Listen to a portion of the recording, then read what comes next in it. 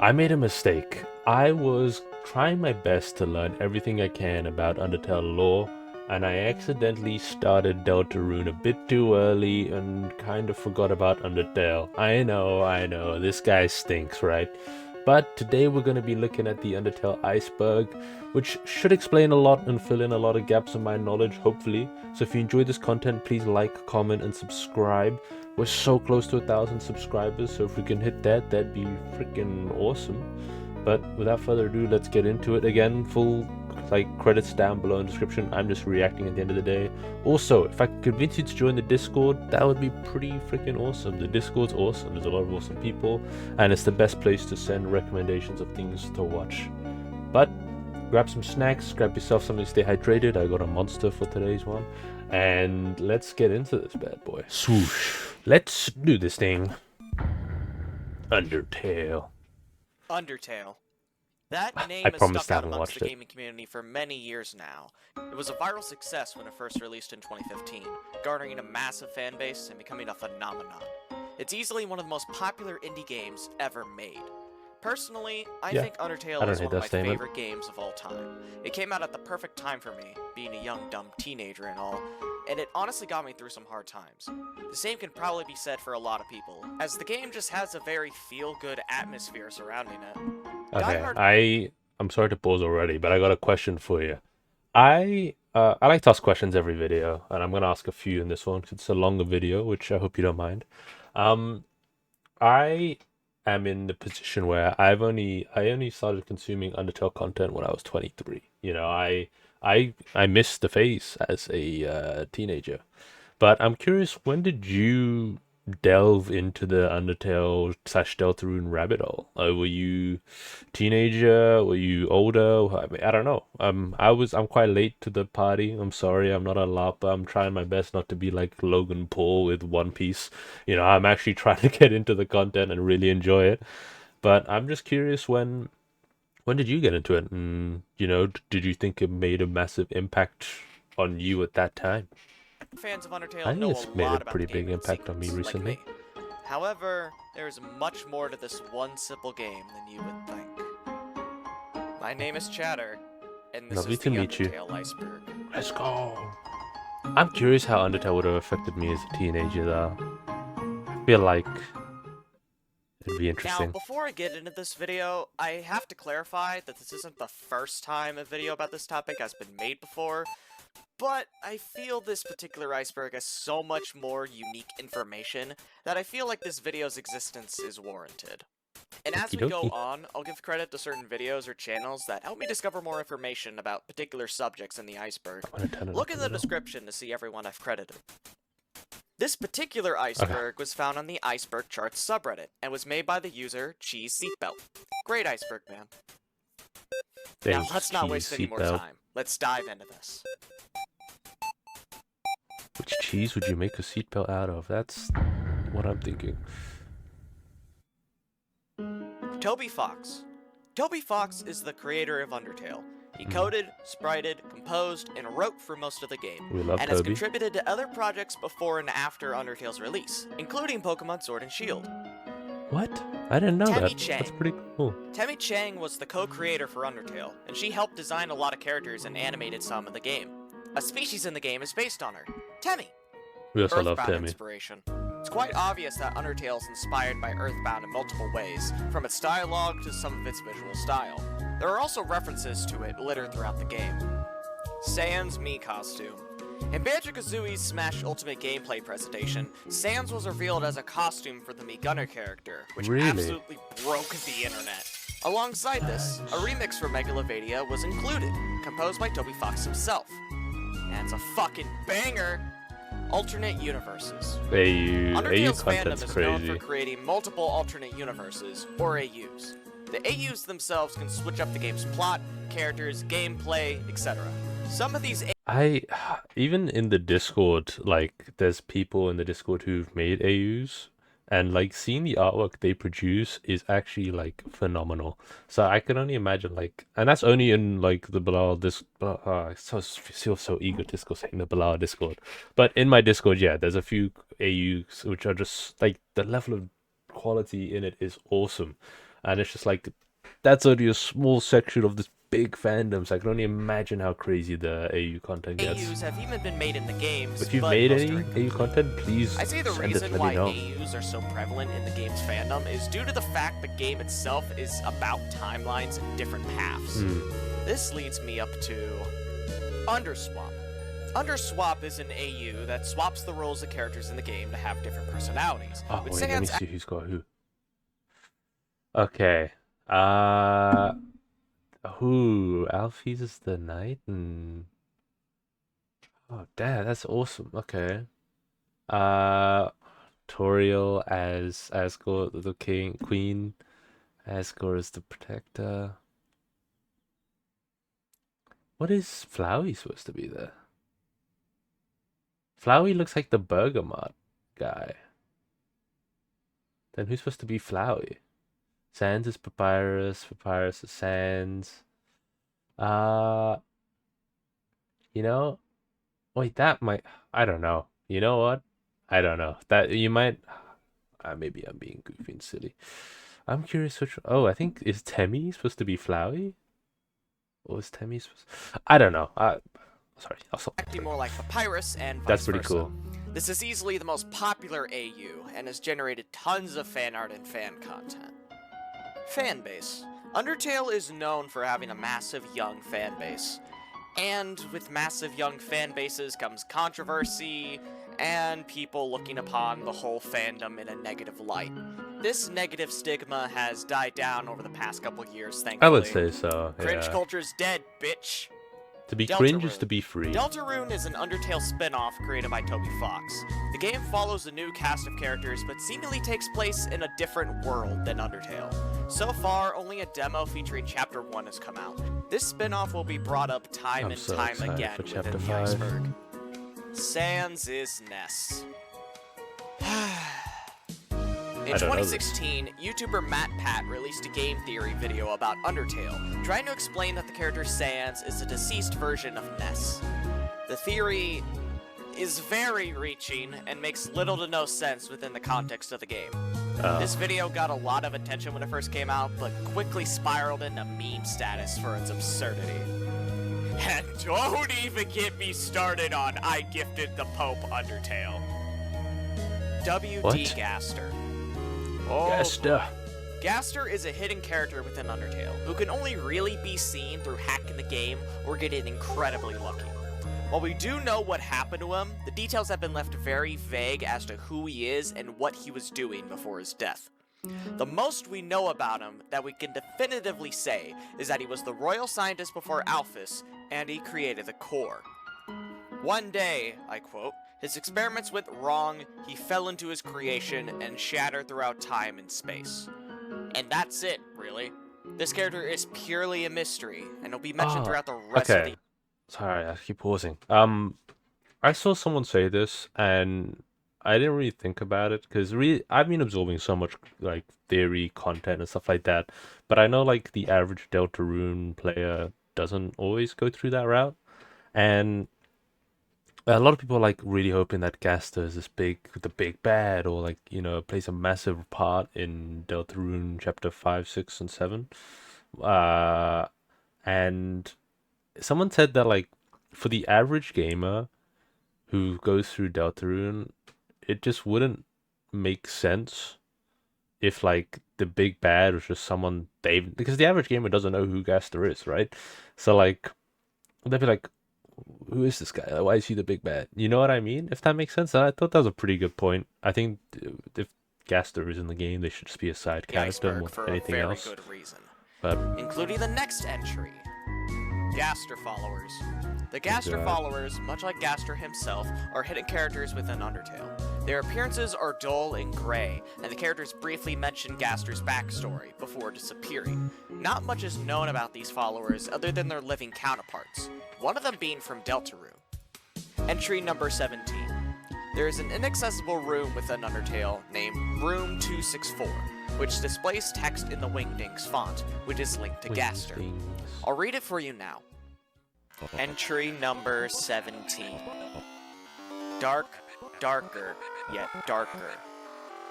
The darkness keeps growing. The shadows cutting deeper. Photon readings negative. This next experiment seems very, very interesting. Whoa. Chills. What do you two think? After the text disappears, the game closes. It's interesting to note that the True Lab had 16 entries that you could read, and this is possibly the 17th, but I'll discuss that later. And speaking of, this entry is very important to know of for topics later on, so keep this in mind. Sans' lab. After you get into Sans' room, you can obtain a silver key, which opens a door behind Sans and Papyrus' house. The room has a covered-up machine in the corner, blueprints with unreadable symbols, a drawer with a badge, and another drawer which piques the most interest. The drawer originally contained an image of Sans and, quote, other people you don't recognize, unquote.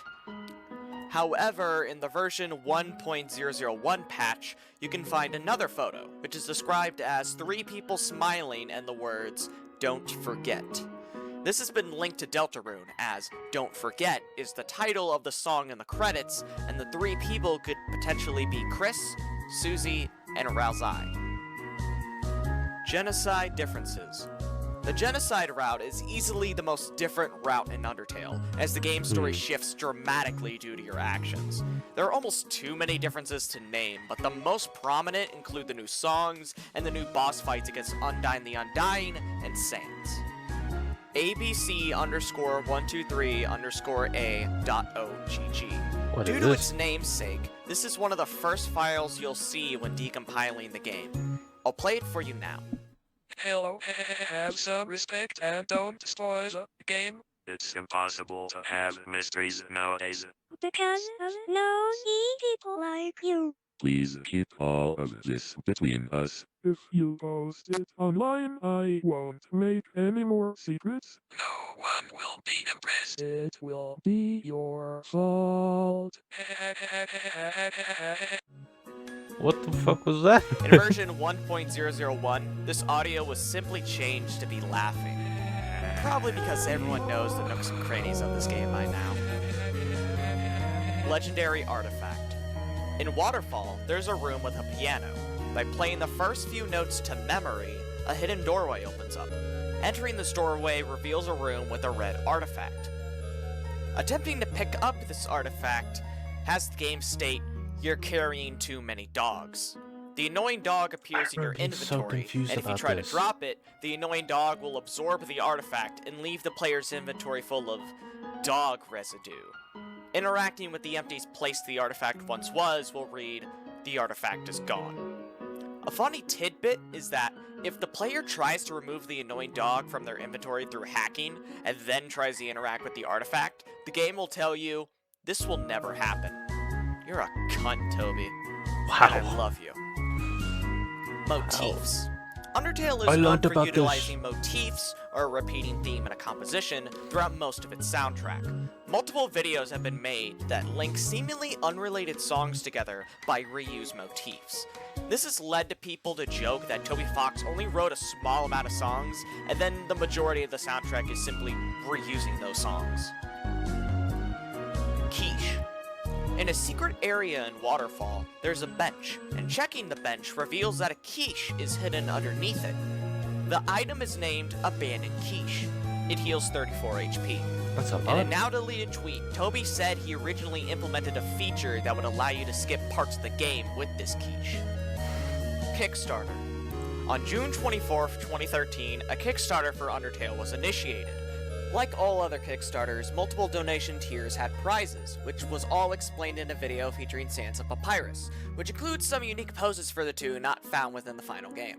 Those who donated over $100 got to include a fan character of the backers' choosing into the game, one of them being Muffet. Oh, The shit. $1,000 tier stated that the backers' fan troll would become canon to Undertale. This was intended as a joke tier, but someone actually donated to it. We'll get back to that in a bit. Fan The original troll. goal I was don't know what $5,000, but it was blasted out the water and got funded $51,125, reaching all of its intended stretch goals. Wow. So sorry. By walking over magical glass on the second floor of Hotland, you can encounter a hidden room. In the room is a sign that says Art Club, meet here, next to meeting October 10th, 8 p.m. If the player's clock is set to this time, reading the sign triggers So Sorry to appear, initiating a unique boss fight. What's interesting about So Sorry is that he was a fan character added within the game thanks to the Kickstarter. Remember that fan troll? Yeah, this was him. Instead of a fan troll, this is a persona. Tread lightly when researching him, as this character was originally intended as a fat fetish character. Oh. Yeah. This character was put under controversy for this fact alone, but if you don't actively look for it, So Sorry basically has no connection to the original furry OC he's based on, and isn't really fetishized in any way. 5th Anniversary Concert.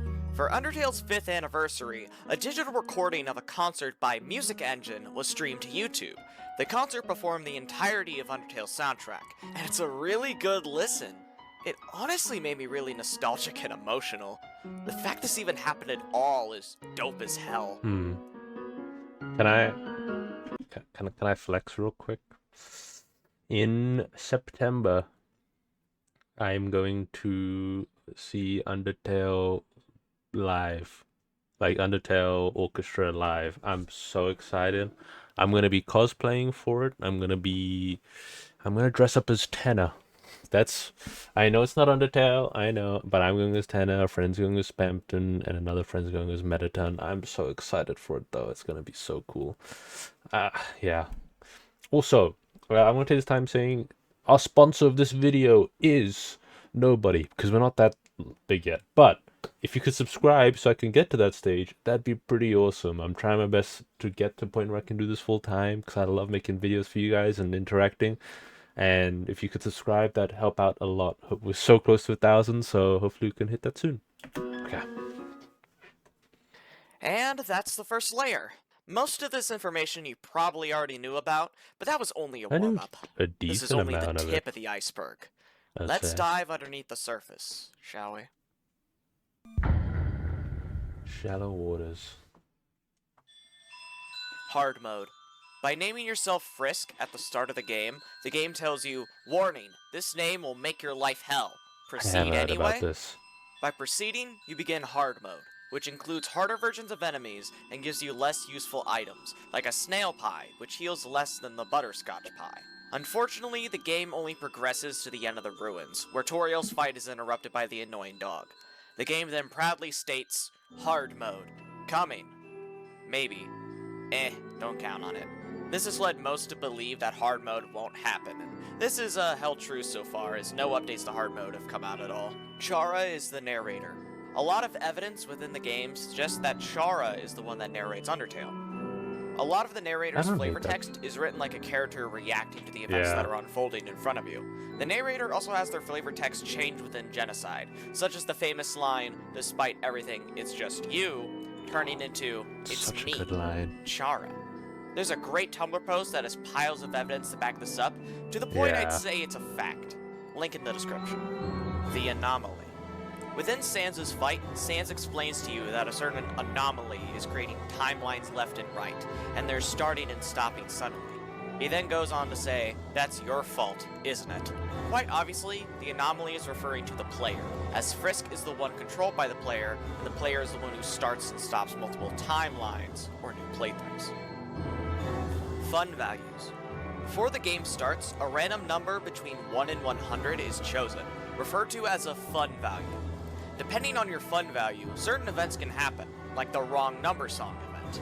The most important of these events, though, are the ones involving Gaster and his followers, with fun value 66 triggering Gaster's room, or the Mystery Man room. Goner Kid.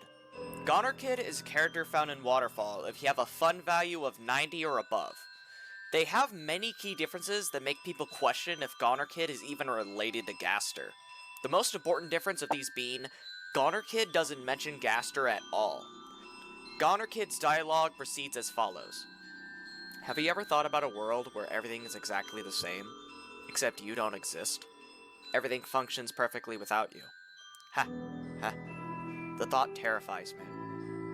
People That are is unsure dark. who this character is, but a possible explanation is that this is a sibling of Monster Kid who fell into the core and got erased from existence, explaining their dialogue.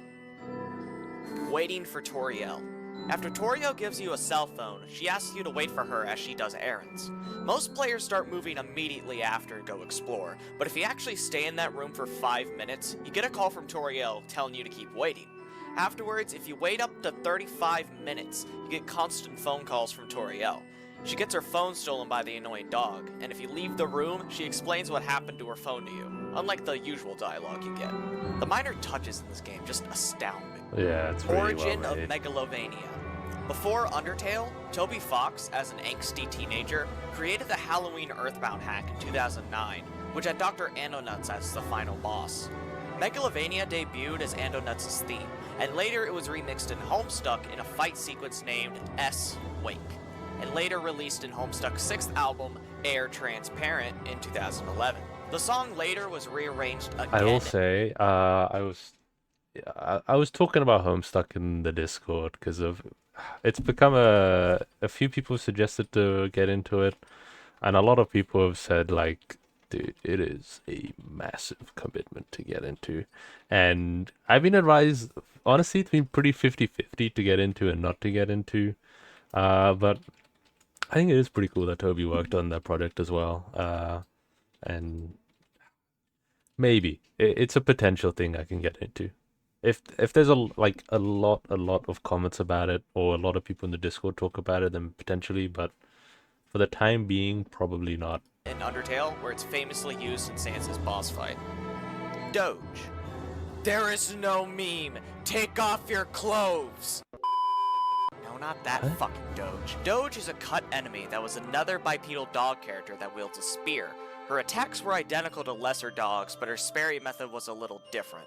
Toby states in the Undertale art book that she was cut for being too detailed compared to the other enemies. Royal Guard 3 and Royal Guard 4.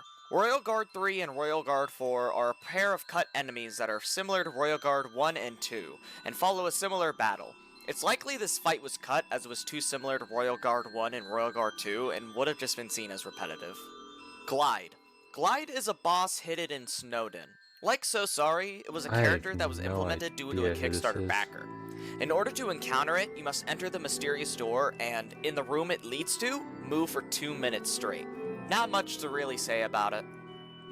Really? Okay. Toby beat Sakurai in Smash. In the same video presentation where the Sans costume was revealed, Sakurai stated that Toby Fox arrived at his house and challenged him to Smash, and that if Toby won, he would be able to include whoever he wanted as a Mii costume. Which is the most unbelievable story That I've is ever heard, really but I awesome. believe it 100%. For real though, imagine fighting Sakurai and literally beating him at his own game. Don't rip Sprite's message.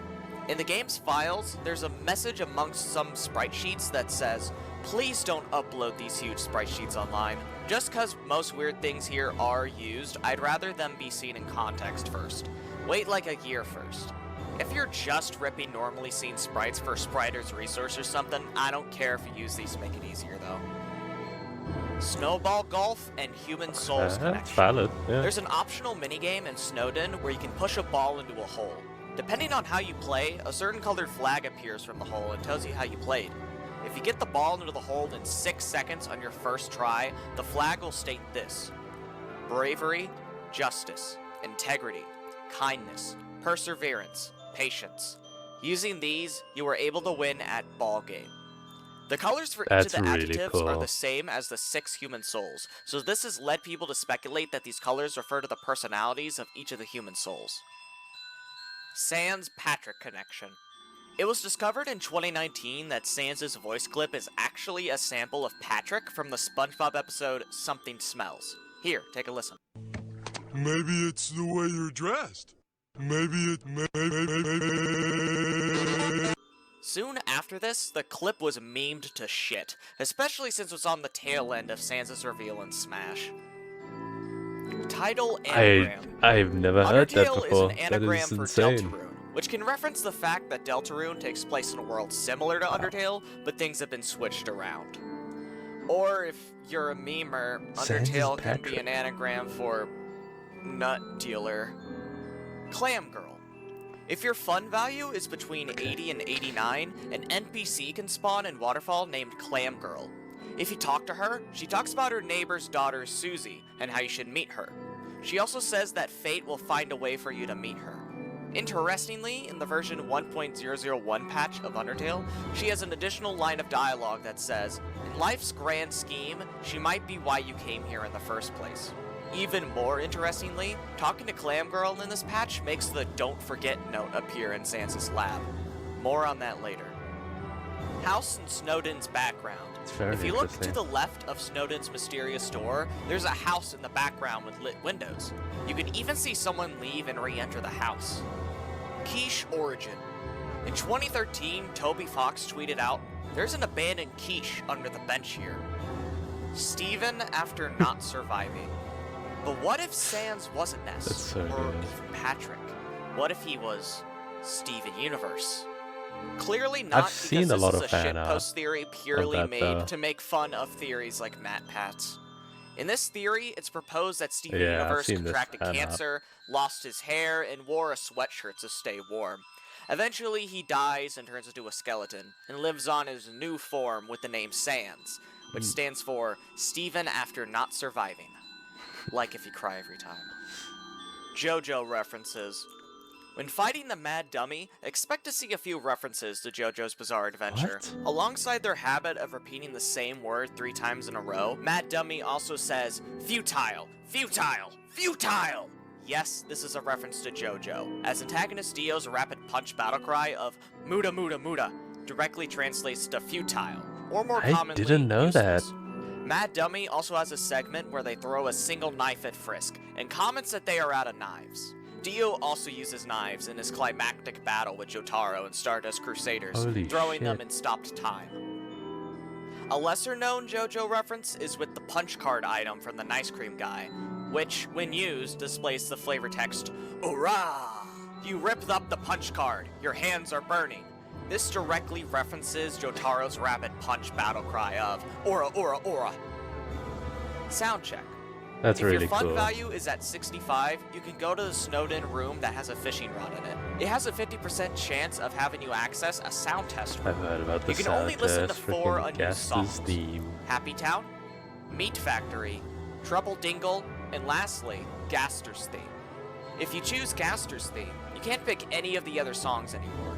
After listening to the song, the game says, "Thanks for your feedback, be seeing you soon," before booting you out of the sound test. Inside Fangamer plushies. If you cut into the Undertale plushies, you can find something hidden in each of them. Inside Toriel, you find a Monster Soul plush. Inside Papyrus, you find the annoying dog with a bone. Inside Sans, you find red cotton representing his blood. Inside Temmie, you find Temmie flakes. Inside Napstablook, you find a ghost sandwich. And inside Rao's eye, you find a crayon drawing made by him. I think this type That's of insane. physical Easter eggs is really creative and really I shows saw how Fangamer released a bunch of Deltarune merch recently as well, which was pretty cool looking, but I cannot justify it out of just the yet. box Fangamer and Toby really think. Maybe. Don't you have anything better to do? During the epilogue, Maybe if if we you hit go 1,000 back to the beginning subs. flower bed you first appeared at, you can talk to Azriel. After exchanging a long bit of dialogue to Frisk, if you try to talk to Azriel again, he says, "Don't you have anything better to do?" If you also beat Undertale's neutral route multiple times in a row, Flowey will appear at the end to give some dialogue. After 6 times of doing this again and again, he also says, "Don't you have anything better to do?" Oh. Gaster is the Bone Brothers' father. This is I've a heard massive fan theory that is grandfather, almost not considered father. fact at this point. There is a lot to back up this theory, so let's take it one step at a time. First off, Gaster's appearance is very skeleton-like, with black voids for eyes and a white face and hands. Second, he's the only character besides Sans and Papyrus to not only be named after a font, with WD standing for Wingdings, but also use a I didn't realize that Sans and Papyrus were named after fonts until like after finishing my. I was watching a lore video after my pacifist run, and they mentioned it, and I knew Papyrus was, I think. Well, I just thought it was just like a coincidence, but Sans didn't different make that font when connection. speaking. Remember Sans' lab? Well, what if the unreadable symbols on the blueprints are actually wingdings? And remember the photo of Sans with someone you don't recognize? What if that's Gaster? When he talked to the Snowden shopkeeper, she says that Sans and Papyrus simply showed up one day. Consider the idea that Gaster is their father. When Gaster disappeared and scattered across time and space, it would make sense that Sans and Papyrus would seemingly appear out of nowhere, as Gaster is no longer there as their father. And Yeah, that lastly, makes sense. during Sans' fight in Genocide, he has an attack where he fires lasers at you with skulls. In the files, these skulls are named Gaster blasters. So either Gaster made these blasters, or they're related to him in some other way. There's a connection for sure. What do you two think? This is the last line in Entry 17, which is easily the most speculated upon. The theory is that U2 refers to Sans and Papyrus, or possibly Sans and Alphys, as those two are the leading scientists in the underground. 98 Robot. There's an unused NPC that was meant to appear in Hotland. It's a tiny robot with no arms and the number 98 on its chest. It's I've not seen unknown this why before. this character was cut, but most likely because Metaton is the star of the show in Hotland, and having another robot character would be somewhat confusing. Hacker ending. By hacking the game in certain ways, or the game experiences some sort of critical bug, the ending phone call you'll get is from Sans, who tells you that his phone call is an error handling message, and you should tell the creator of the game about it. He then says, "You're just a dirty hacker, aren't you? Yeah, get out of here." Papyrus shit. is holding back. Even Yeah. during Genocide route, where the protagonist is even clearly Genocide. dangerous, Papyrus will not kill you. In fact, his stats are massively lower compared to a normal fight with him. But also consider his brother Sans. Sans has the lowest attack in the game, and Papyrus is supposedly 20 times stronger than him. Is he not using his power to its fullest potential? Toho inspiration. Toby Fox is a didn't know massive that. Toho fan, and even had an OC named Apple Girlington that he wrote songs for. It's quite obvious that Is it common knowledge that Papyrus is a lot stronger than Sans? I've never heard that before this. Undertale's bullet hell elements are lifted from Toho, but there are many more inspirations. Some of the music in the game is inspired by Toho, but Spear of Justice sticks out the most, particularly the trumpet section, which is a common instrument in Toho music. Azrael Dreamer in his God of Hyperdeath form is also particularly inspired by Marisa, as they share a rainbow and stars aesthetic. Sort of unrelated, but in 2018, Toby tweeted that he got to meet Zune and talked over a few beers. Toby really did achieve a lot of life goals, didn't he? Yeah, that's pretty 10 sick. out of 10. In the check description for Temmie, it simply says, rated 10 out of 10, instead of her attack and defense. Interestingly, this was added in version 1.001.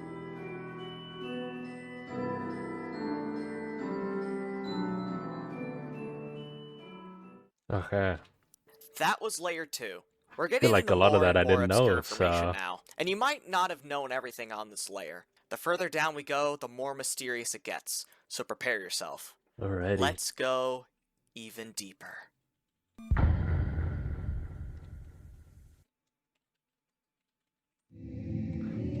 Flowey stalking. If you backtrack after important events in the game, there's a chance you can spot Flowey going into the ground. Really? This heavily implies that Flowey Holy is stalking shit. you throughout the game, which would explain his sudden appearance at the end of any route. There's also another Easter egg that correlates with this one. In the final Echo Flower field in Waterfall, if you nearly exit then backtrack and listen to one of the first Echo Flowers again, you get new dialogue. If you spare Toriel, you hear, "Where, oh where could that child be? I've been looking all over for them." Hee. That's not true. She'll find another kid and instantly forget about you. You'll never see her again. If you kill Toriel, you hear, "Where am I? It's so cold here. It's so dark. Someone help me. Anyone, please, help me." But nobody came. And on a genocide route, the Echo Flower remains silent. Chara buried under flower bed. Okay, It's I said knew that about this after one. Chara died, Asgore put them in a coffin in the basement of New But then Home, but Toriel took Toriel Chara's took- body yeah. to give them a proper burial in the ruins. The backstory states that Chara wanted to see the golden flowers on the surface before their death. If we rewind back to the beginning of the game, what do we see? A bed of golden flowers.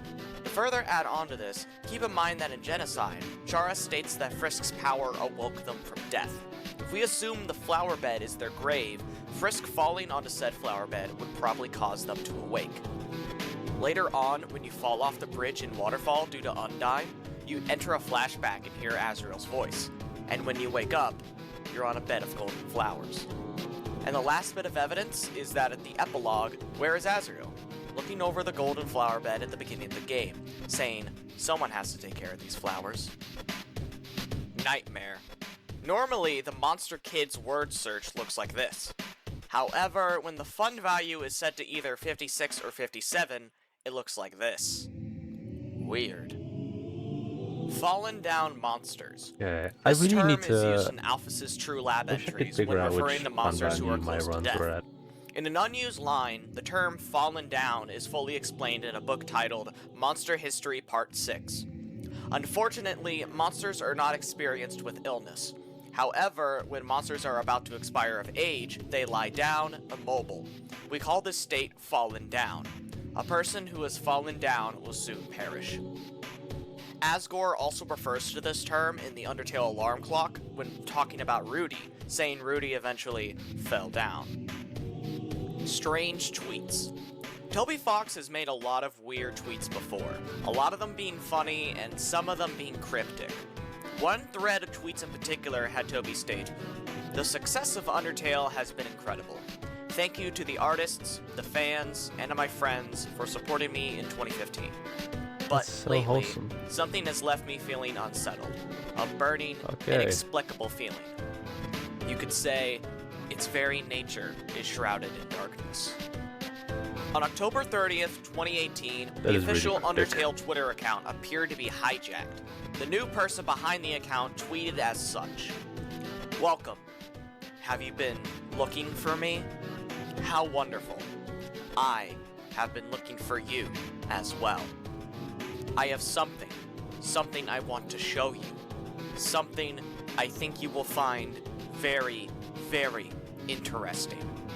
But it is not complete. Yet. No, it is far from complete. Thus, I have a small favor to ask of you. Return here in 24 hours. At that time, I will ask you a few questions. Then, using your responses, we will approach its realization. Thank you very much for your time. I will be in contact again. Soon." Dude, this must be like the most next day, hype this shit person, ever when it presumed was to be happening. Gaster, posted some more Holy tweets, shit. with their final tweet being a link to Deltarune.com, which included a download link to Deltarune. I remember the day leading up to this. The entire fandom Yeah. was shaken up so fucking Dude, it hard. must have been so Practically hype. everyone who played Undertale that I knew was talking about this. And when the game dropped, I was so fucking hyped and full of chills. It was such a great way to release Deltarune. Starman reference. On the chest of Papyrus's armor is a symbol that's also on the chest of Starman from Earthbound, also linking the game back to Earthbound. Susie is Susie. Linking back to Clam Girl, if you talk to her in the Nintendo Switch version of the game, she says that you haven't met Susie yet, and she says the time to meet her is fast approaching, before she turns grayscale and disappears. Keep in mind, this was the last That's big so set of creepy. Undertale content before we got Deltarune, where one of the most prominent characters is named Susie. Different spelling, but pretty much same pronunciation. And if you remember, talking to Clam Girl about Susie makes the "Don't Forget" note appear in Sans' lab, which is highly thought to be linked to Deltarune. This, and the message Clam Girl gives of your time to meet Susie being fast approaching right before the release of Deltarune, it's highly possible that Susie is Susie. Flowey is a metaphor for the player. Yeah, Flowey okay. tells Frisk I that feel like before they fell got through underground, enough theory he to know also it. had the ability to save and reset. He first used this ability for good, but he eventually became bored and started abusing this power for his own selfish needs, or for fun, just to see what would happen if he toyed with or killed people. If this sounds at all familiar, this is what happens not only in Undertale, but in games outside of it as well. Anyone who's played an Elder Scrolls game has quick saved, then slaughtered an entire village just for the hell of it. This happens with What? most games, I where would becoming never. bored leads to you trying everything in the game, just to squeeze every bit of content out of it, even if it means making decisions that would otherwise lead to a bad or selfish ending. 700 Club. The 700 Club is a talk never show heard of on the this. Christian Broadcasting Network that Oh, first okay. aired in 1966, which talks about news, interviews guests, and seeks to spread the word of Christianity. Now, what the fuck does this have to do with Undertale? That's a great question. Well, in 2015, this happened. All right, it's time for some questions. We've been running out of time on the show, but what do you Let's got? bring it on with Peyton Let's go first for of it. all today. Peyton says, recently I was looking through my daughter's phone and I found many pictures of a cartoon skeleton with one glowing blue eye and wearing a hoodie. When I asked my daughter why she had such demonic images on her phone, she told me there was nothing wrong with it because it was from a video game. How do I help my daughter not be attracted to such demonic things? We'll give her something better. I think it's a fad. You know, these funny-looking things, I think I wouldn't make a big deal of it. I think if you do, you magnify the... You drive her to it. Yeah, you drive her to it. And if you got something more wholesome that she can enjoy, provide it for her. You must have something.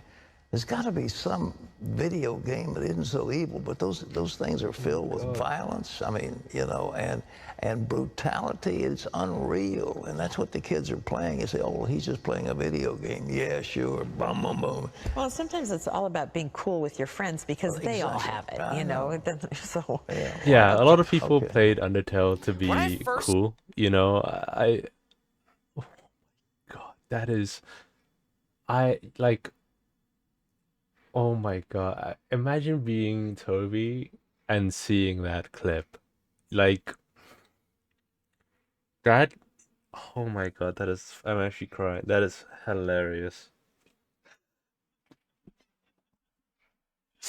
You know what? Having pictures of Sans is pretty demonic, guys. I think it goes against a lot of things, and you know, when I look around my room, I try my best to keep things pretty not full of demonic stuff. I realize that I look around my room, I have Chainsaw Man, which is just a bunch of devils and Guna stuff, but it's not too bad. And I have freaking, who is this? Ralalero Tralalala. Don't know. It was a gift from my sister, but I don't know. It's tough to explain that. Like, how could you explain to someone that Undertale is such a unique experience that isn't bad, but I guess they just see a skeleton and it's evil, and I don't know. That's so awkward, though. Saw this image on the Undertale subreddit when it was first posted. That's so I honestly awkward. thought it was just a meme, but only recently did I learn this was actually real. Toby answer in Metaton essay. When Metaton gives you an essay to fill out, if you write Toby at any point, he says, Toby? What the hell's that? Sounds sexy. I mean, That's a crazy soft I'm place. inclined to agree. Azrael It's a, anagram. I was gonna say that's a dog, but then I think about Judy Hopps. Near the end of Deltarune, it's revealed that Ralzai is actually Azrael. However, if you were looking for small details, you would realize that Ralzai is an anagram for Azrael. However, there's also a much I darker refuse to anagram believe it. of Azrael's name. The name Azrael Dreamer can be an anagram for serial murderer. And considering what he does is Flowey, that sounds about right.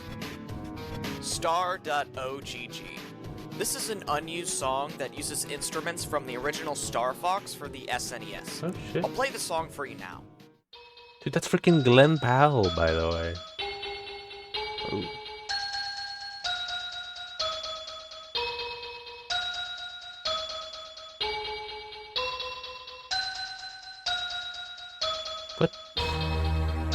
Ooh, wait a second.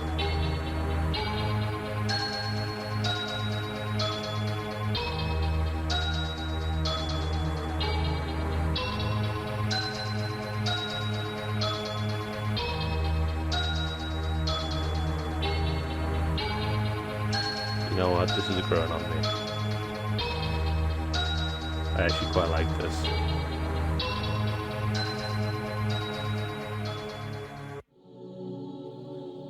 McDonald's connection. The sound. This is really random. I just saw the Star Fox and thought about how that Glenn Powell guy is voicing Star Fox now and like future projects. I'm curious your thoughts on this. What is your thoughts on them casting celebrities to do voice acting work rather than voice actors in the industry already? I think it's pretty interesting. I think there's a lot of good and a lot of bad in it, more bad than good. But I'm just curious your thoughts on it. I mean, it's good. It does bring more people to the movie if it is his face that they recognize behind the voice, you know. But I feel like it is rough for the voice acting community. Mega Flowey makes when he's hurt is actually a sampled sound effect from a McDonald's commercial, specifically a sound from Ronald McDonald. Oh, you sure can get a lot in these bags, can't you? Flowey's famous voice clip, "Oh, that's a wonderful idea," also comes from the same commercial. I mean, both Flowey and Ronald McDonald are demons of evil, so it makes sense that Toby drew inspiration from Ronald. Punch card exploit. The punch card exploit is a glitch that is used in speedruns of Undertale to speed up gameplay.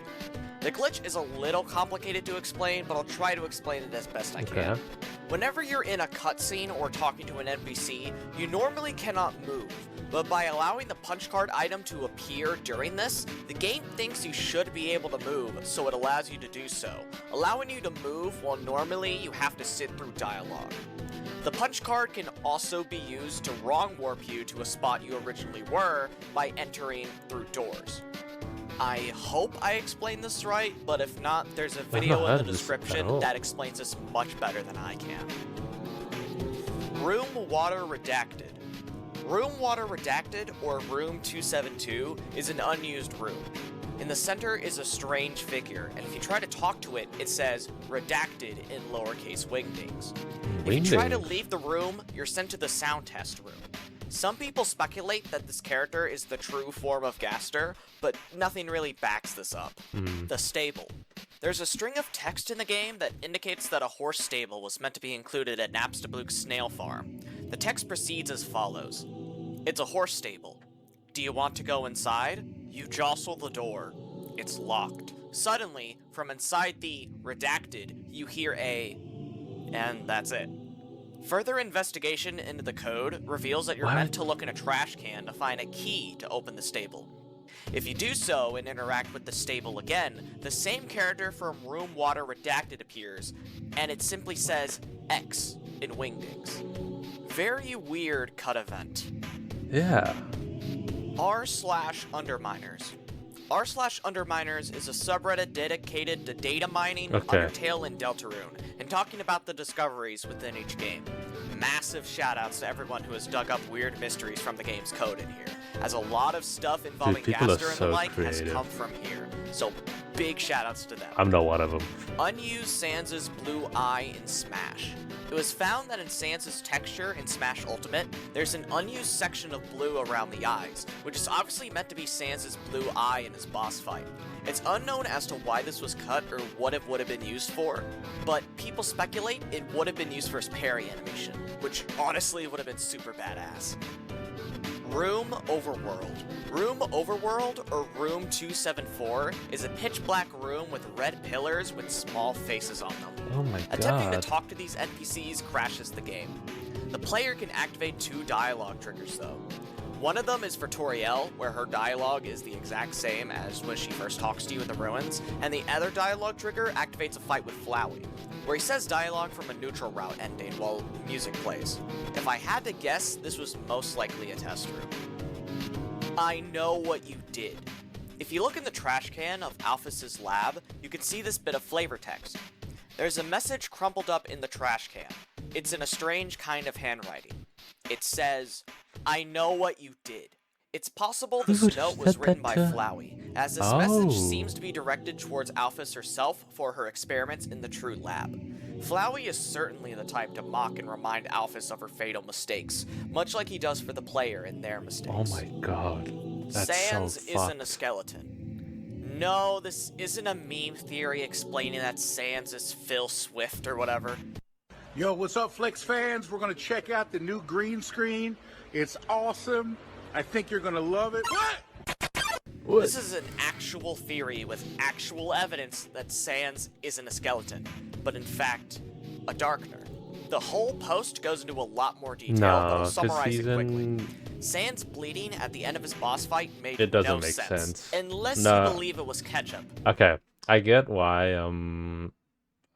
people might have thought it, but this one's just confirmed, right? Because he's in he's in the game. He wasn't. I don't think he was in chapter 1, but he's in chapter 2 onwards. But let's just assume it's blood for him. So How could Sans bleed if he's a monster? Simple. He's a darkener, and darkeners can bleed. On top of this, the doors in Deltarune have the same fire underneath them as the door to Sans' room, and Papyrus has described that room as another world. This would also explain how Sans can use shortcuts to get around quickly. He's simply using the Dark World as a way to move around. And if he remembers the Sans' lab entry and what was on there, the connections become more and more concrete. There is much, much more to this theory, but I recommend you look in the description for the full posts. All camera locations. It's discovered when you meet Alphys that she was watching you throughout the entire underground and I just want to say, if you're watching at this point in the video, thank you. I really appreciate it, and I hope you're enjoying so far. I'm trying my best to entertain. But if you are watching, let me know in the comments down below by including the word Kablamo in your comment, just so I know. I'm just curious to see how many people are at this point in the video, you know? examining your journey. Thank you, though. I This really do must mean appreciate there's it. cameras everywhere, right? But where are they? Well, if you check specific sections in the game, you can find text that states that a camera is hidden there. From my research, these are all the locations for the cameras. One in a bush, just outside of the ruins. One in Papyrus' sentry post. One behind Lesser Dog's post. One in a tree. One beneath the first step of Papyrus' bridge. One underneath the last step of the same bridge. One hidden in Snowdon Town's trees. And lastly, there's one behind a waterfall in Waterfall. There might be more, but these are all the ones I could find. Game theory beef. Oh, That's just boy, not a get your theory. Keemstar popcorn bowls out for this one. Game Theory has a secondary channel named I was such a big Drama Alert Nation fan growing up. And I only, my best friend, I know he is as well, but I've not met anyone who was as tapped into Drama Alert as we were. I'm curious if anyone else was. I mean, I look back on it like, it was not a good thing to be tapped into. I'm just curious who else GT was. Live, where they play games on live streams. One game they played on a stream was a demo named Heartbound. When GT Live played it, they clickbaited the title and tags about Undertale instead of respecting the game as an original work for views, and didn't bother to link back to the original Heartbound game in the description. When the creator called them out for this, MatPad replied to this with, "I shit you not, this opener." I'm sorry to hear you're disappointed in our recent playthrough of Heartbound, but what you see as disrespectful, I would Pirate Software. Can I quickly just Google something? 1 second, guys. Isn't Pirate Software... Oh, this is that streamer guy. Yeah, Pirate Software's a big streamer. I did not know that they made this Heartbound argue game. is the opposite. Let me explain. Not a big streamer. Well, he's After a MatPat very tried well to backpedal and successful guy. shittily explain himself out of the situation, Toby Fox himself replied and said this: "You should link to any game you play. Creators need all the help they can get.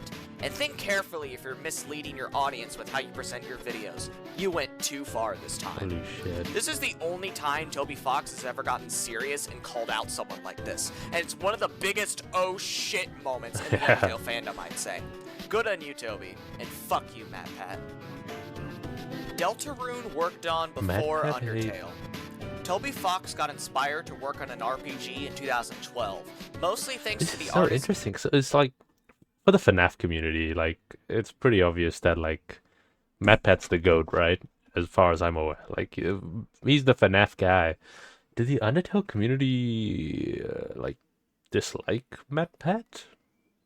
That is very interesting. Canotines, I hope I pronounced that right, who designed Lancer, Rudin, Clover, Haffy, King, and Jevil, and posted art of them to her Tumblr blog. The designs were meant for a class project and depict the aforementioned characters on 52 playing cards. While Toby Fox made Undertale first, his original idea was always meant to be Deltarune, based on these playing cards. Ooh. Grandpa Semi. There's an unused sound file named grandpasemi.ogg from the Korean demo of Undertale, which is a bit-crushed version of Metal Crusher's opening notes. I'll play it for you now. Okay.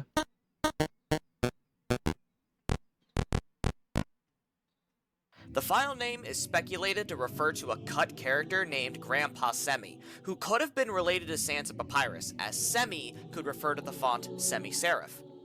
Now here's a very cool theory about this character. What if Gaster is inspired by this character being cut?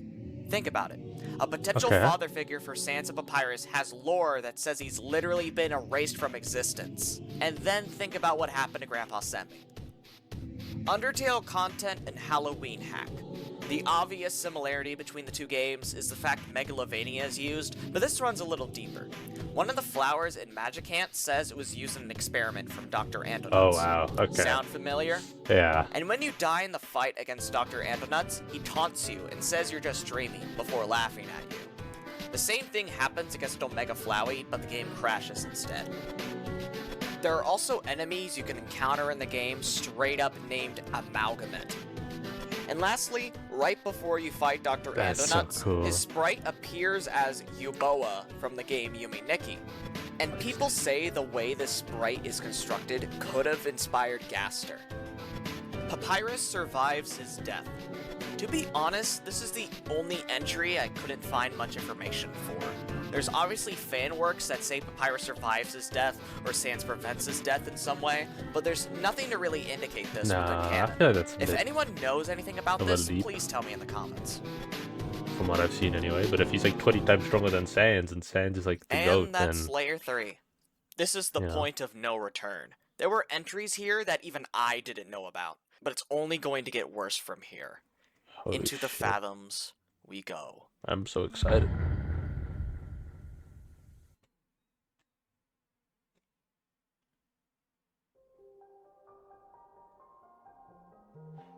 Undertale art book. Okay. I'm not too sure why this is so far down, but on the Fangamer website, you can buy the Undertale art book. Oh, It shows a shit. lot of concept art, early design, random sketches, stuff like that, with commentary from Toby Fox.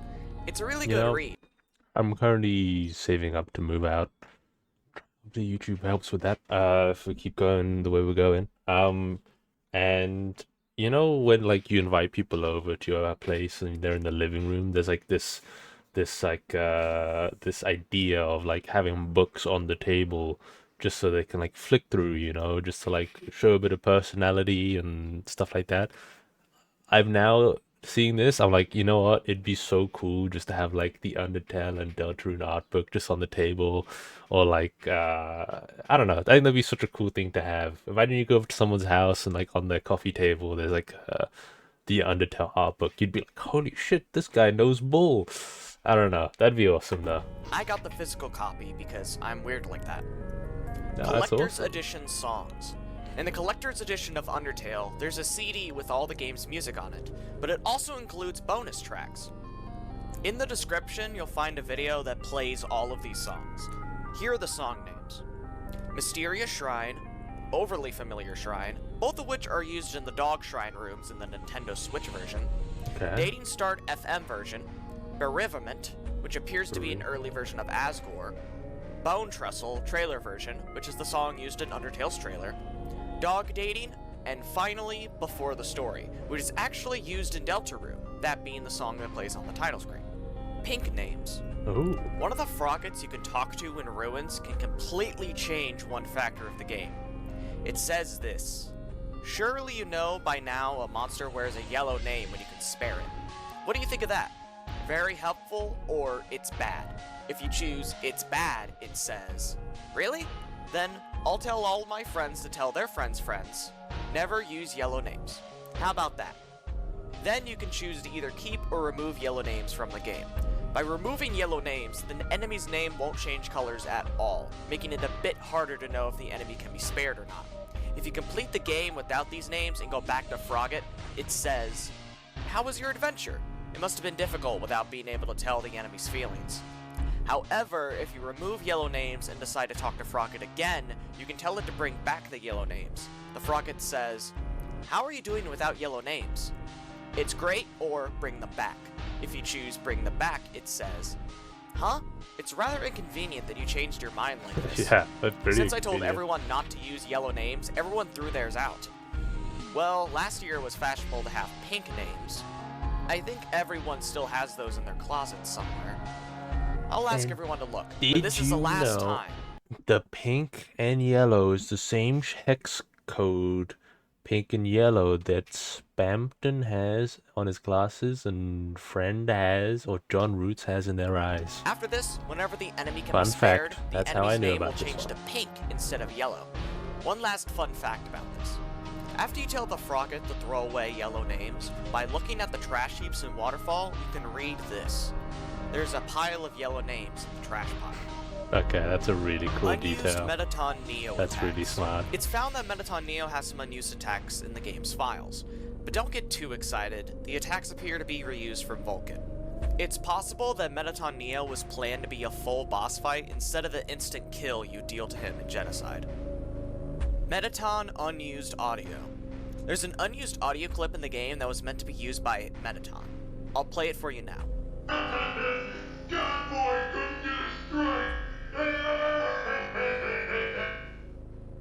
Jesus. The sound clip is sampled from the Simpsons episode Team Homer, where Homer It did says sound like this. Homer. God boy couldn't get a strike. God, imagine Homer's voice coming out of stupid, sexy Metaton of all people. Dude, I love Arrays. Simpsons. In a 2017 Famitsu interview with Toby Fox, Toby says this as the inspiration to start developing Undertale. In December 2012, when I was in my third year at university, I was browsing Wikipedia and found an article about array data types. At that time, I had no knowledge of data types, but after reading the article, I realized that I could make some kind of game with this. So I first programmed a system to display text and then used it to create a combat system. And while I was making the battle system, I felt that various ideas for stories that could be told using this system came up. After that, I started looking for an artist, but I found Temmie Chang's blog and asked her straightforwardly, "Why don't you make a game with me?" I had never spoken to or knew shit. Temmie, but when she said yes, that changed my future altogether. I am very grateful for Temmie. The demo version That was is so completed in early cool. 2013 and launched the Kickstarter project. The rest is, as you know. That is really Easy awesome. to change, huh?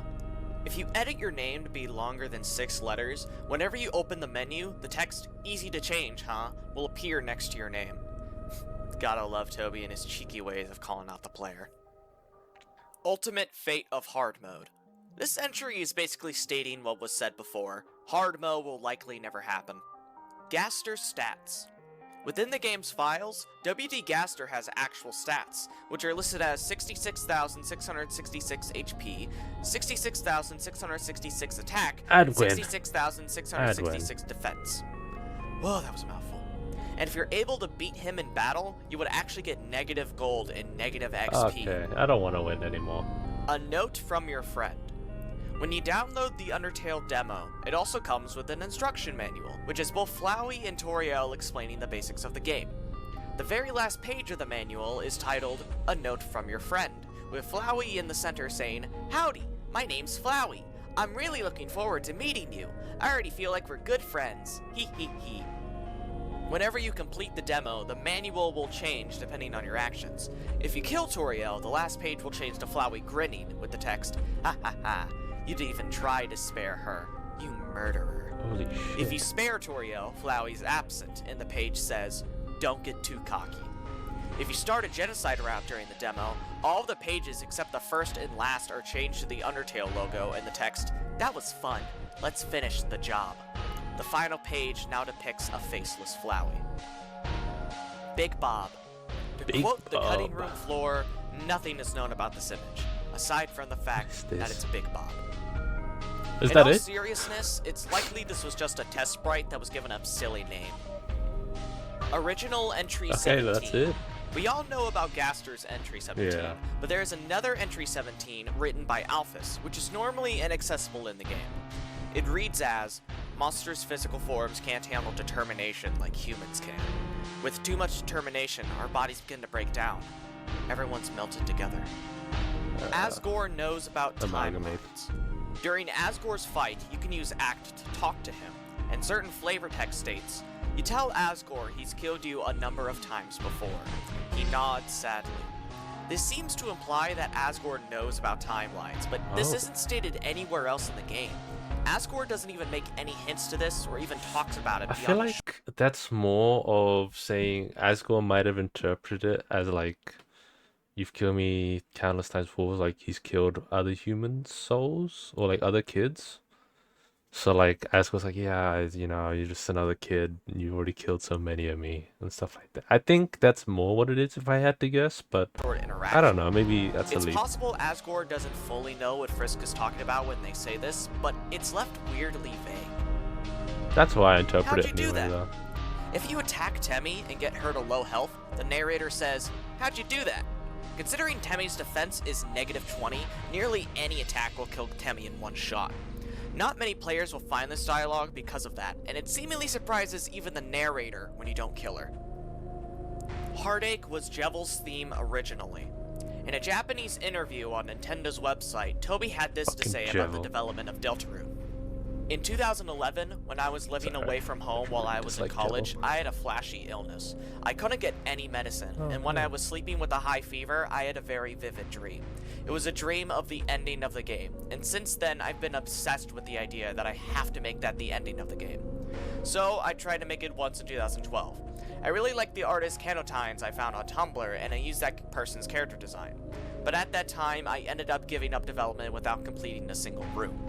However, some of the songs I made at that time became the background music of Undertale. For example, the song Heartache was originally titled Joker Battle, and Bone Trestle was intended to be the main theme of the game. And when Kickstarter brought in investment for Undertale in 2013, I said to myself if Undertale could be completed, the next game would be a mix of Undertale and that dream concept I decided. Gosh, Not that is only so does this cool. give more info about what Deltarune originally was earlier in the Iceberg, the title Joker Battle could give a hint that a Heartache was originally intended for Jevel, Yeah. as, you know, he's It's a a jester. Joker. Yeah. What the fuck is wrong?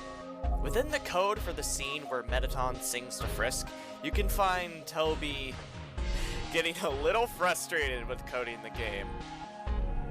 Napstablook is invincible. This entry refers to the fact He's Mark Grayson? Holy shit. Are you sure? that even Who during knows? genocide, Napstablook Sure. cannot be killed by the player. This is attributed to the fact Napstablook is non-corporeal, aka they're a ghost without a host, like Mad Mew Mew or Mettaton, who can both take damage. When you talk to Napstablook during the True Pacifist epilogue, they mention that a flash of light wanted to come in, but they just closed the blinds. This meant Napstablook was not absorbed by Azrael when he became the god of hyperdeath. Whether this is because Blookie is invincible or because they didn't let the light into their house is up for debate. Early burnt pan. Do you reckon There's a Flowey's weird glitch you tried can to perform in kill them? Hotland, and I'm not entirely sure how it works. Basically, during Genocide Route, if you interact with the bag of dog food and activate Mettaton's dialogue at the same time, you're able to check for instant noodles twice before it tells you can pick up the burnt pan, getting it a little bit earlier than intended. The Cauldron of Hell. In the Genocide fight Hell. against the Royal Guards, checking them gives this flavor text. I see two lovers staring over the edge of the Cauldron of Hell. Do they both wish for death? This means their love will end in hell. I couldn't stop laughing. This is a quote from the book Kitchen by Banana Yoshimoto, I've heard of and this. apparently the book is about death and overcoming grief. Very fitting. Brandish inspiration. Toby states in the Undertale art book that the video game series Brandish inspired some of Undertale. The most prominent example of this inspiration is with Megalovania, as the song is heavily inspired by the song Gato Badorer in the game Brandish 2, The Planet Buster. Here, take a listen.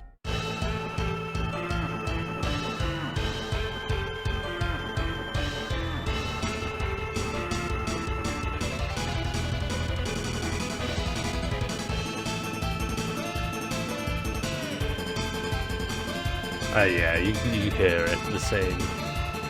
Not the melody's the right word, but...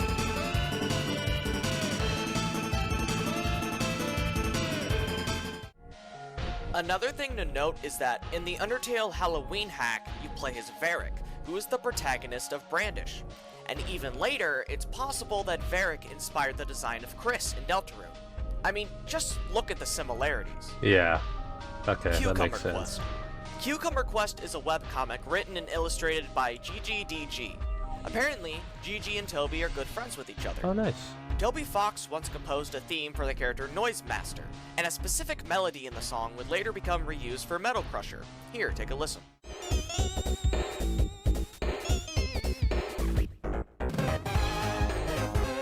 Okay.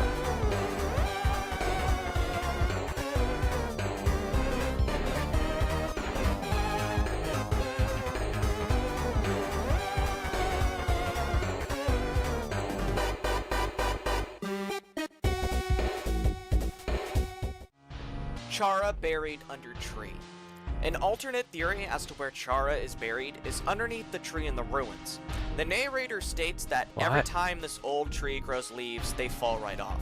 While seemingly everything in Undertale has some sort of connection or obvious meaning, this tree doesn't have that, unless we assume that Chara was buried underneath here. Considering their abusive behavior and later revealing their true intentions to murder every monster in the underground to destroy the world, a tree that seemingly continues to die would be a very fitting place for Chara. At Fwug Radiation. That's dark. Fwug Radiation was Toby's old Twitter handle, and his original username on starman.net. Not much else to really say. Beppis. Beppis. Beppis is an in-joke with the creators of Undertale, and is a euphemism for penis. For examples of this within the game, the "Don't Rip Sprites" message mentioned earlier was later replaced with this. You know what I hate? That's Beppis. The taste, the smell, the texture. Hey, you're drooling. Oh. And also within the game's code are some of these messages. Beppis. Oh god, okay. Robots dream of electric sex. E6. Big wiener zone. Ultimate Beppis. Capital Venus Berry. Beppis. This is like some 3 a.m. coding. Down the lake. Okay, that one's a bit on the nose. Jesus. Undertale Halloween hack. While this doesn't really exist and is one of the only joke entries on this iceberg, there's a SoundCloud page for a theoretical Undertale Halloween hack, so I'll link it in the description. Censored tarot cards. On the Fangamer website are a set of tarot cards based on Undertale that you can buy. However, this version of the tarot cards are slightly different than the original designs. Tumblr artist Dog Bomber is the one behind the tarot cards, and he posted all of the cards he drew for the card deck. 3 of these stick out though. Frisk is renamed to The Human, the amalgamates on Alphys' card are heavily darkened in the final design, and Gaster was removed entirely. Now, I don't entirely understand why Frisk and Alphys' designs were changed as the rest of the card I get deck why contains Gaster would be massive removed. spoilers for the game anyway, but let's talk about Gaster. I remember some people were raising an eyebrow at Gaster's card when it was first revealed, as it straight up confirmed that, yes, the sprite named Mystery Man is intended to be Gaster. Right? Well, this has led me to 2 possible theories as to why the Gaster card was cut. 1, Toby doesn't want the answer to be revealed with merch. That'd be kinda lame, right? One of the game's biggest questions answered by a tarot card. And besides, Toby has stated himself that he wants the game's answers to be within the game itself and nothing outside of it, specifically saying if it's outside the game itself, it's not really appropriate and also a waste of time. My other theory is that the Gaster card being removed symbolizes Gaster being removed from Undertale. I mean, it's kind of funny, don't you think? The Gaster card basically doesn't exist. Okay, just that's like really Gaster, smart. Actually, I who didn't is a think about monster that. doesn't exist. So maybe this was intentionally done by Toby to troll us just a little bit. That's really smart.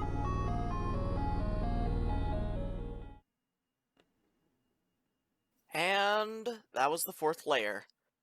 The next layer is the final layer, the most God. obscure information about this game that I'm almost excited for nobody this. knows about. Let's go to the bottom of the iceberg. Oh my god.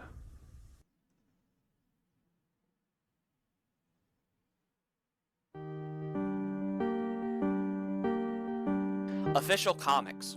In Undertale's Kickstarter, the last stretch goal was Undertale, extra comics, and possibly another game. The second has happened, but not the first. Considering the Undertale Clock app, another Kickstarter stretch goal, was cancelled, it's possible this was the fate of the comics as well, as we have heard no mention of them since the Kickstarter.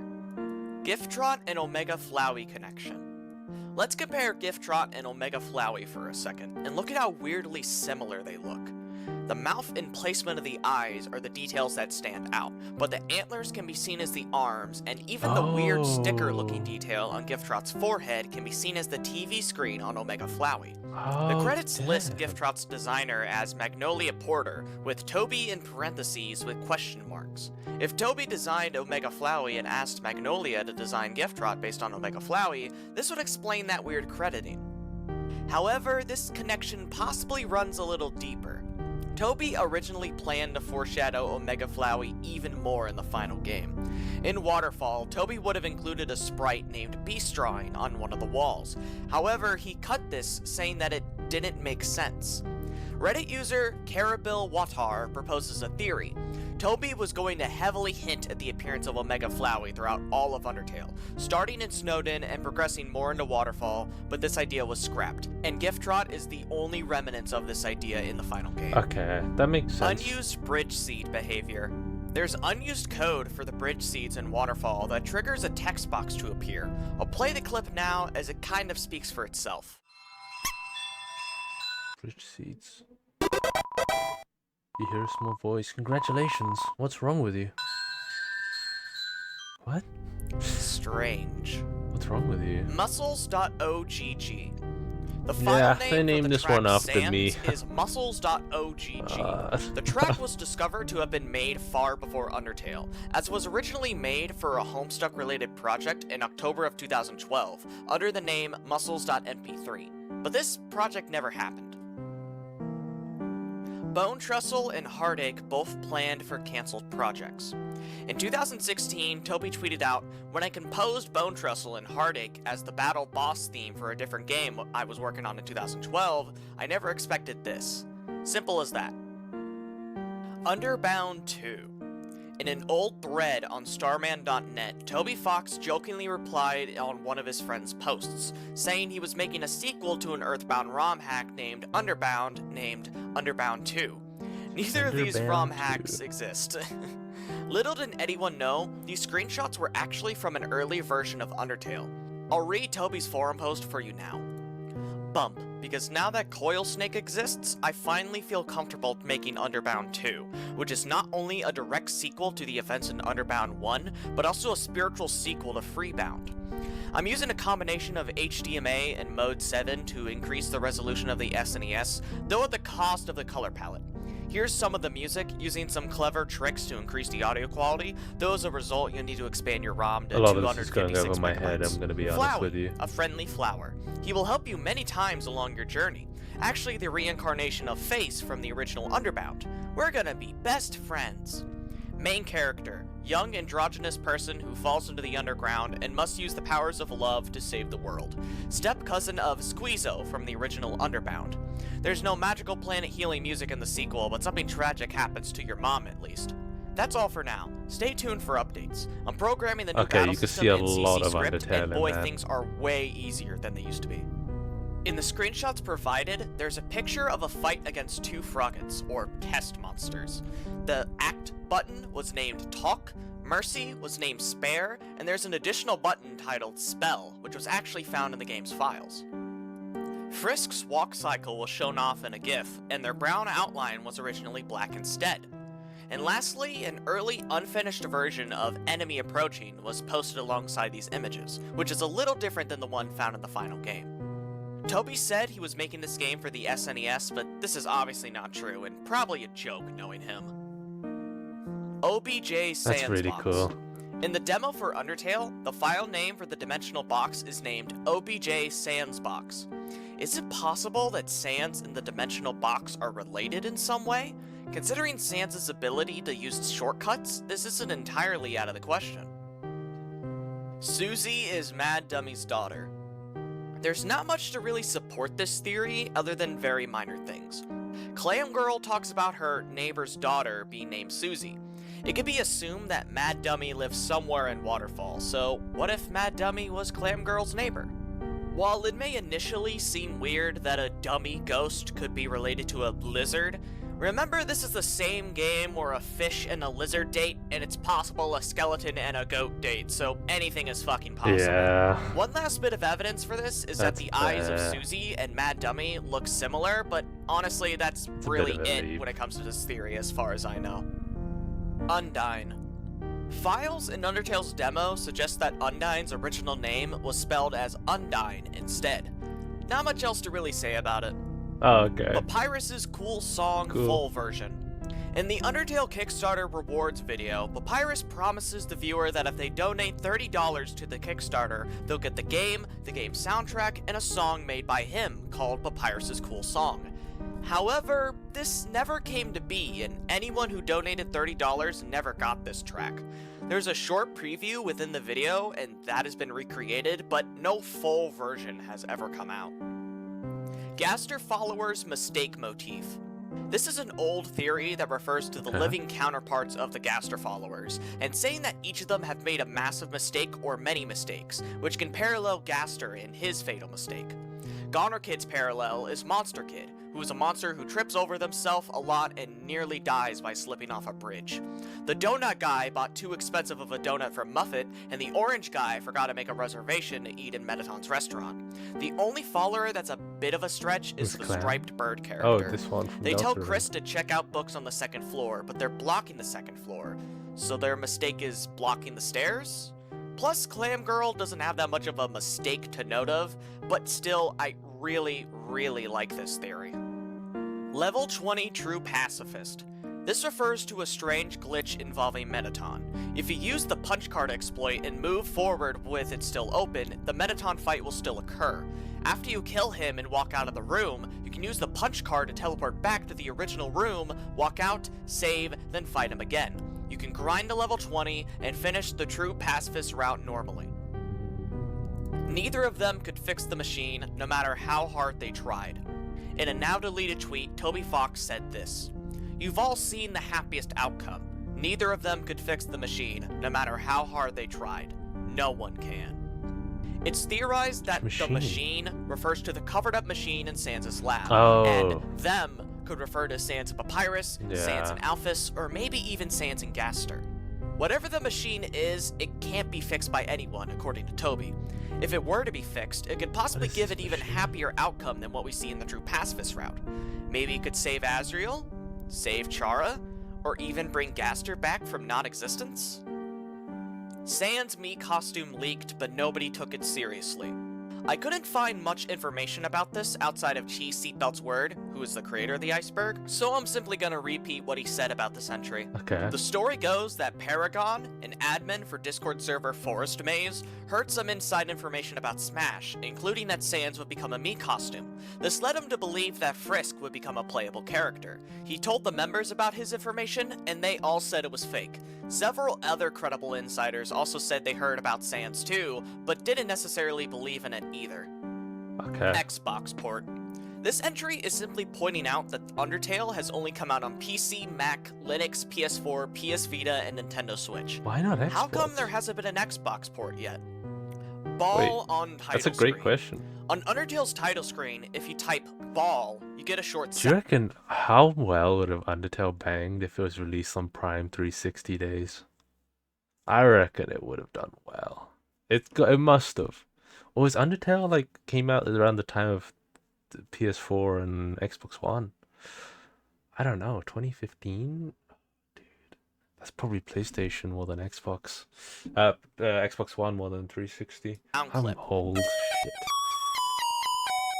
Still though. And no, the Xbox sound is clip's crazy. name is Mystery. Fitting. There is literally nothing else to say about this Easter egg other than how weird and specific it is. How did anyone even find this Easter egg?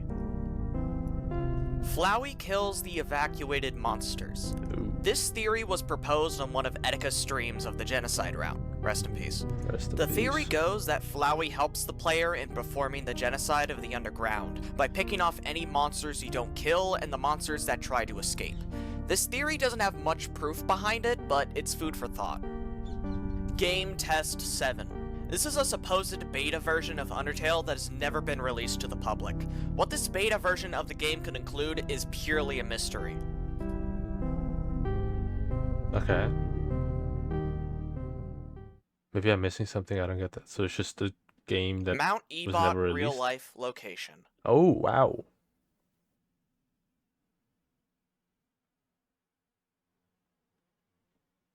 Okay, the flower in the bottom middle is crazy.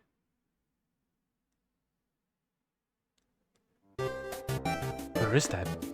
Hey, if you got to this point in the video, let me just say thank you so much for watching. Thanks I for really making appreciate it. It was a really well made This video had a fuck ton of effort and research put into it, and if you liked it, please share it around with your friends and other people who you think will like it. And if you want, look around the rest of my channel. This type of video is very different and not something I'm used to making, so It if was you don't really like well my other made, content, yeah. that's fine. I simply wanted to make a big video like this one about one of my favorite games ever. Look in the description to see a big doc of all the videos used in this video, along with some other sources. There's a 3-hour version? Wait a second. Oh, you like the video. Okay. What's a crazy goal I could set? Wait, let me see. If this video gets